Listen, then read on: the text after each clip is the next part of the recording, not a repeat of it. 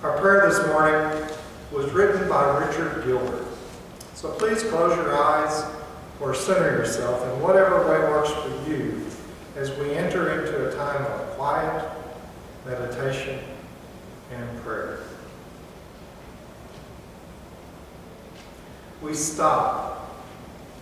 We pause. We pay attention. We center ourselves. We free ourselves from the compulsion of projects to finish, work to be done, things to accomplish. We leave ourselves alone for a time. We journey deep down into that quiet center where no voice is heard. We live for a brief time on an island of peace. We apprehend the world from a quiet center. Here is the center of the world. In this fragile moment of time is the culmination of all that has been and the promise of all that shall be. Here in our grasp, in this moment, is the center of the world.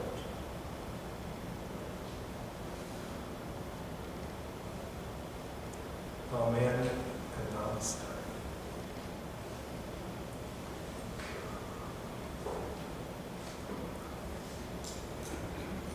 Many years ago, while I was still in college, I called my great aunt Clemmy, who lived nearby. I don't remember the specific day of the week, but I'm guessing it was on a weekend. In any event, it was a dreary, rainy day, and I suppose I was bored with nothing to do. So I called to check on her. Aunt Clemmy had a very different life from all of her brothers and sisters, my own grandmother being one of them. Aunt Clemmy had always lived with her companion, Jonay, and they raised several of Jonay's grandchildren. I can only assume Aunt Clemmy was a lesbian, because it was never discussed. Even so, it was always clear to me that Aunt Clemmy simply didn't care what others thought.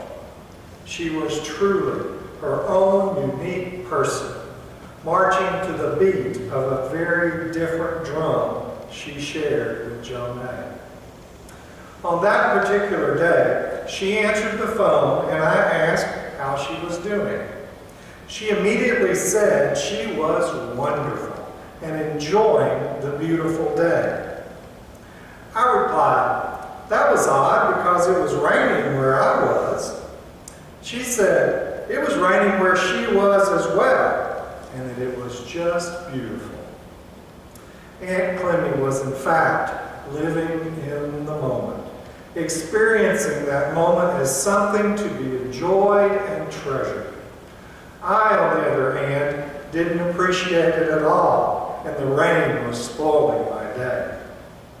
I was definitely not living in the moment, but I've never forgotten that moment or that phone call.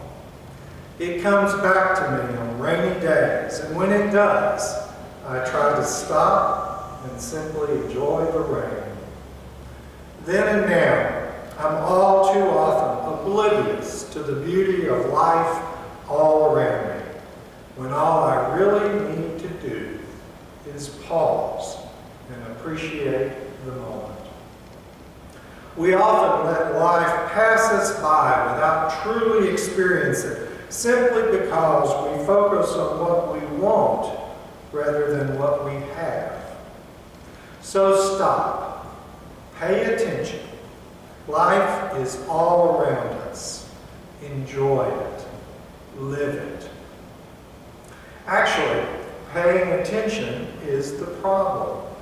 We're too busy or too preoccupied, or too worried, or too impatient to actually pay attention to what's going on around us. But that's exactly what we have to do. Stop what we're doing and simply pay attention. Our parents and our teachers have been telling us to pay attention for most of our lives. And for some in Buddhism, the spiritual word for paying attention is mindfulness.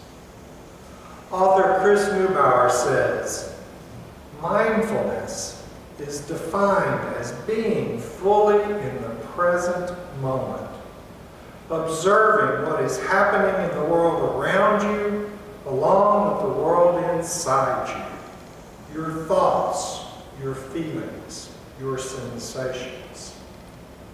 Revered Buddhist priest Thich Nhat Hanh says, we have a tendency to think in terms of doing and not in terms of being.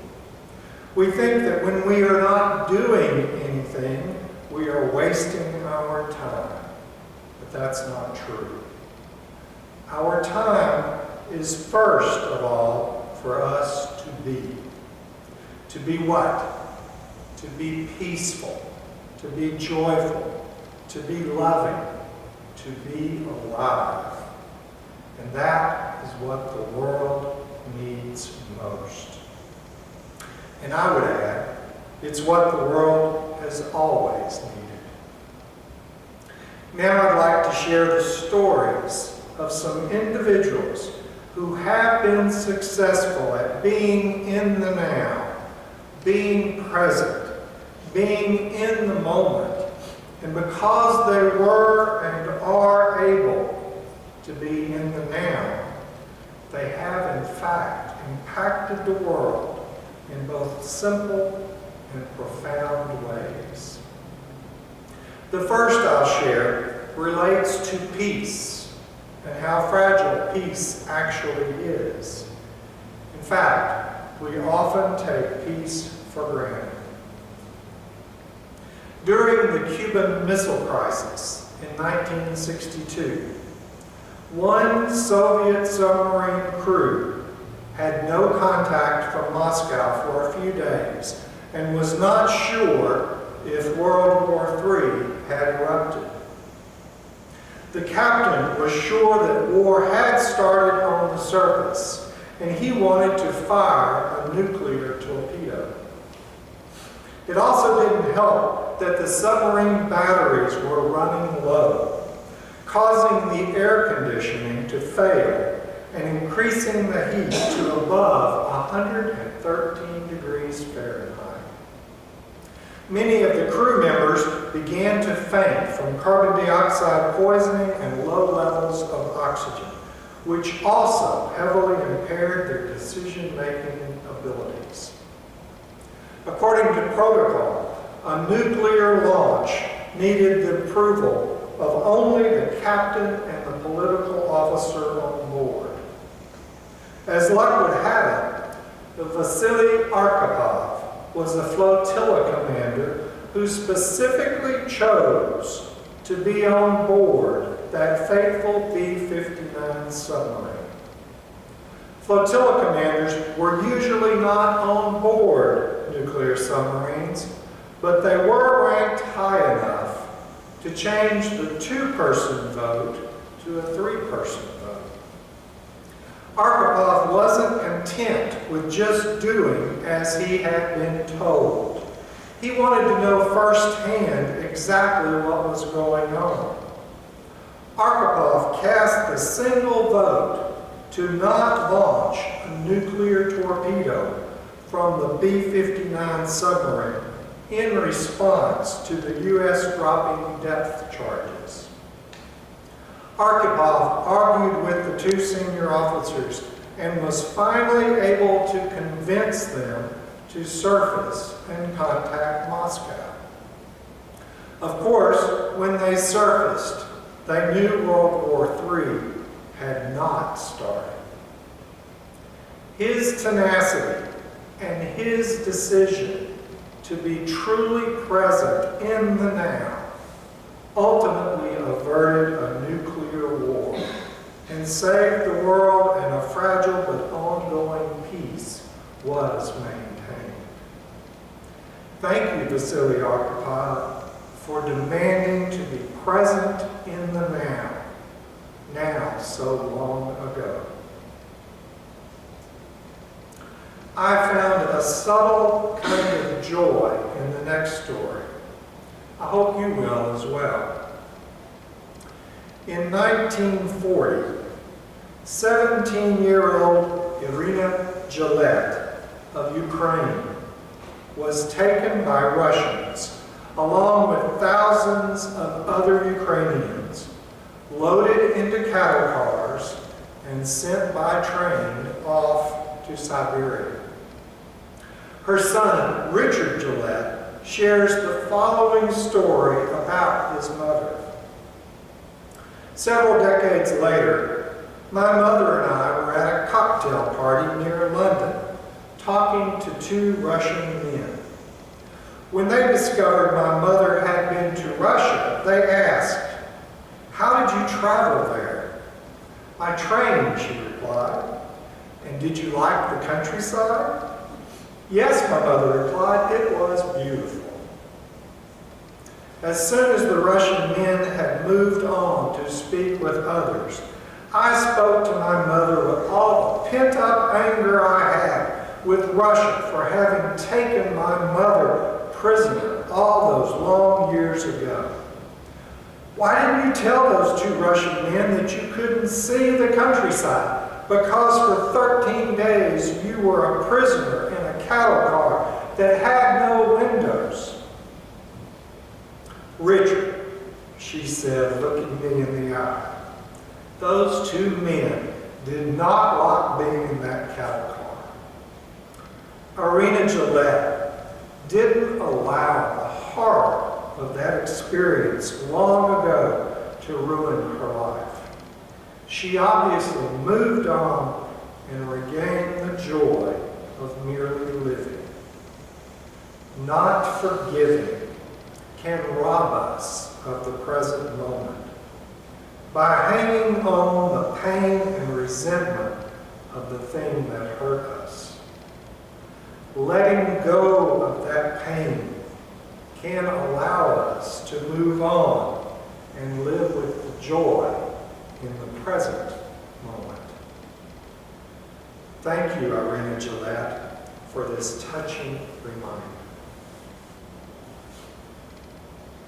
The next story reminds me of how some people, by their mere presence, can be a blessing to others, and in the process, simply spread love. About 7 years ago, Al Nixon decided to start watching the sunrise every morning from a bench with a spectacular view of the downtown waterfront in St. Petersburg, Florida. Looking at the water and the golden pink sky helped him feel grounded for the day. Nixon says, "I call it life rising because watching a sunrise makes me feel centered before starting my day." After the first few times, I decided to keep going to the bench to sit every morning at 6:30. About a year later, a woman stopped by to say hello, and she said something that changed his perspective on his daily ritual. She said, "You know, every morning when I see you sitting here, I know that everything's going to be okay."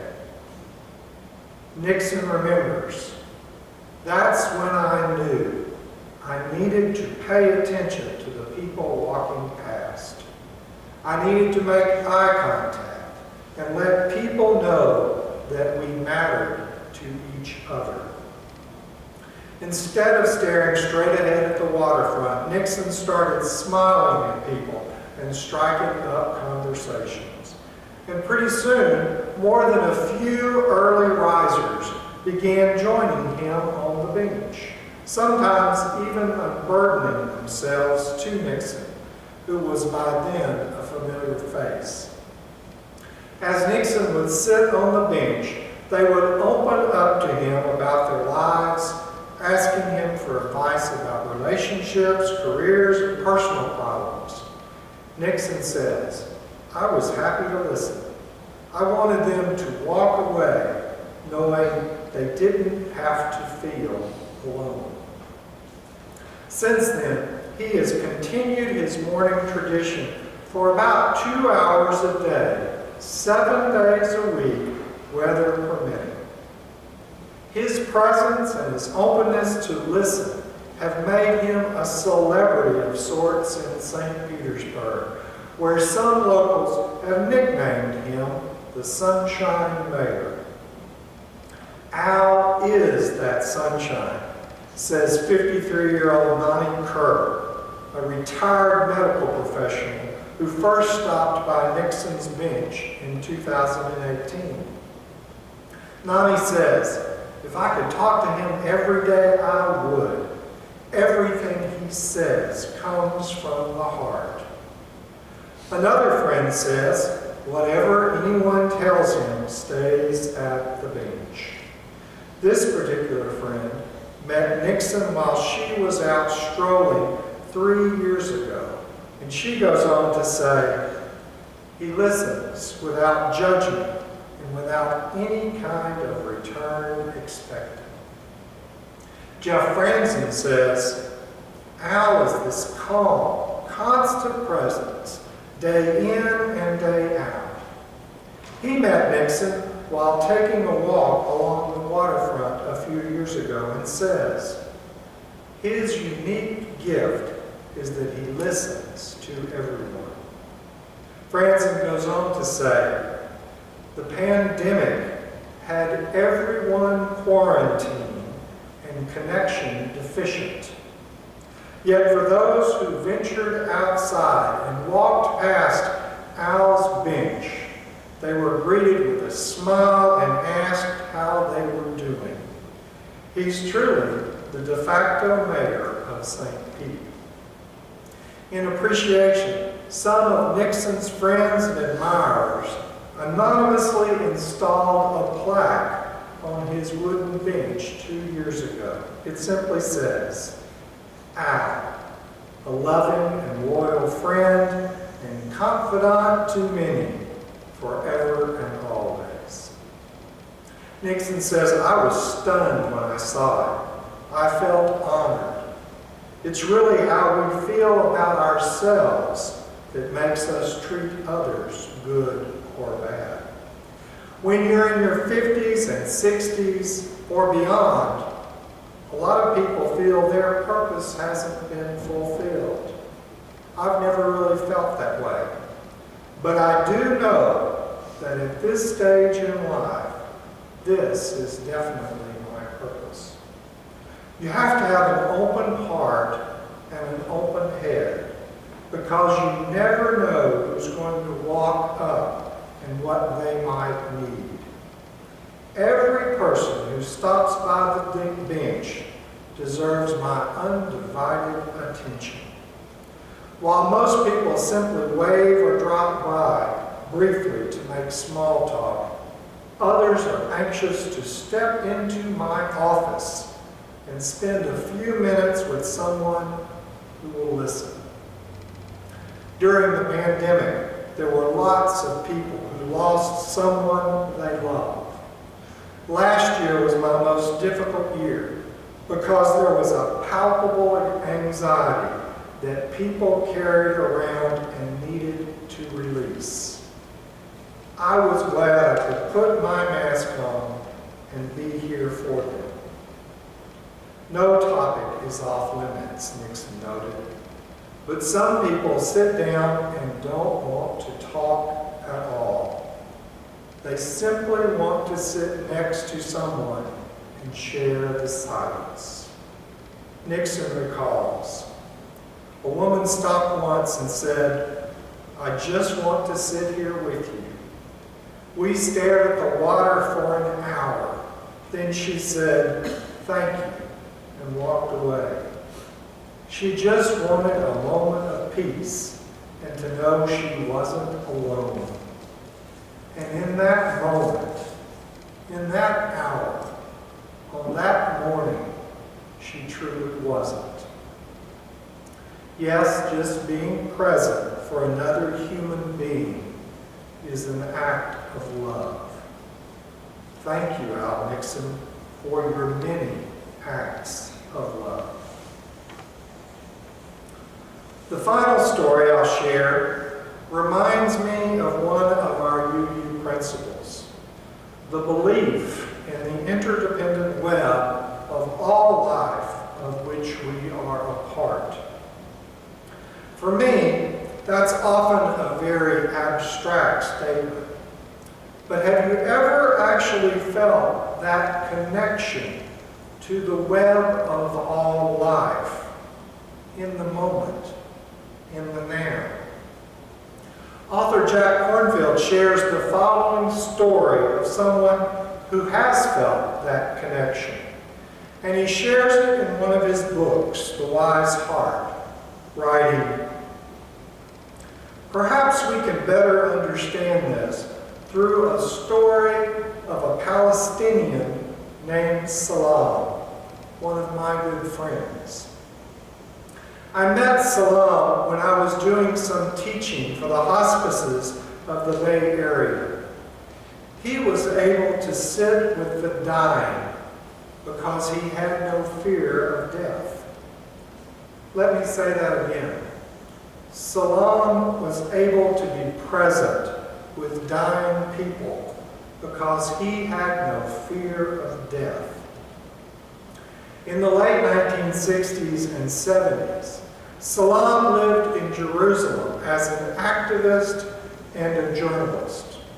Because he was writing about creating a Palestinian capital in East Jerusalem and the establishment of a Palestinian state, he was regularly arrested. He spent nearly 6 years in Israeli prisons. He was frequently interrogated and periodically beaten and tortured. This happens on every side in war.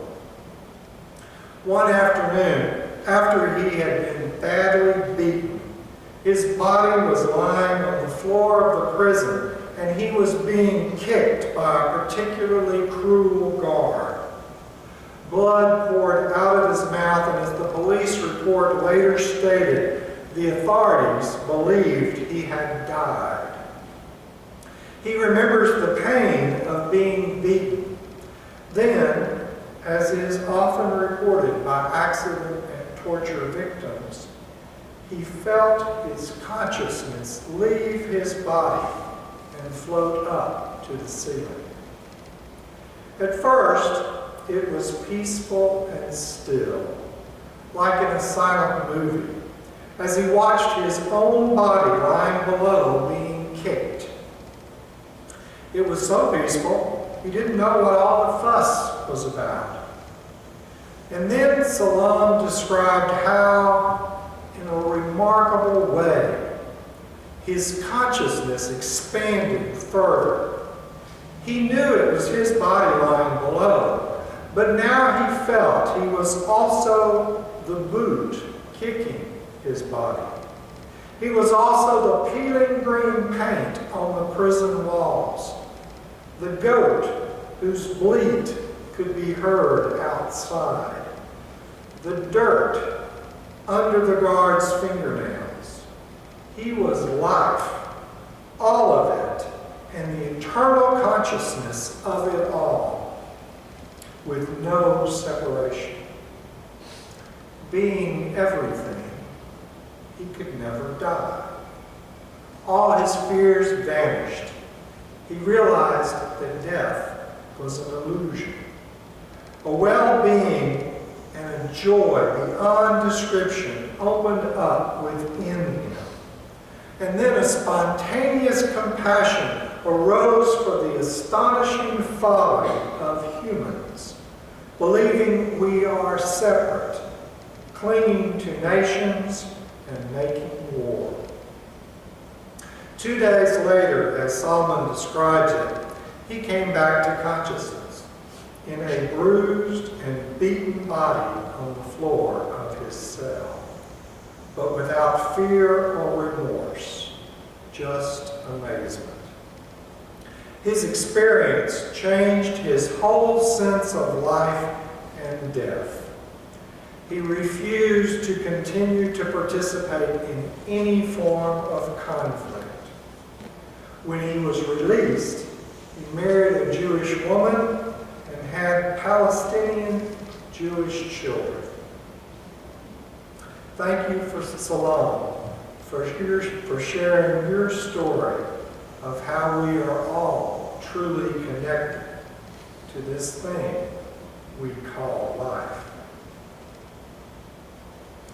Being here and now is very difficult for me because I'm simply too easily distracted. Even so, it's something I know in my heart is crucial to the overall well-being of my entire life. Meditation, prayer, silent contemplation are all ways that work for me from time to time. Not perfectly, but that help me come back to the here and now.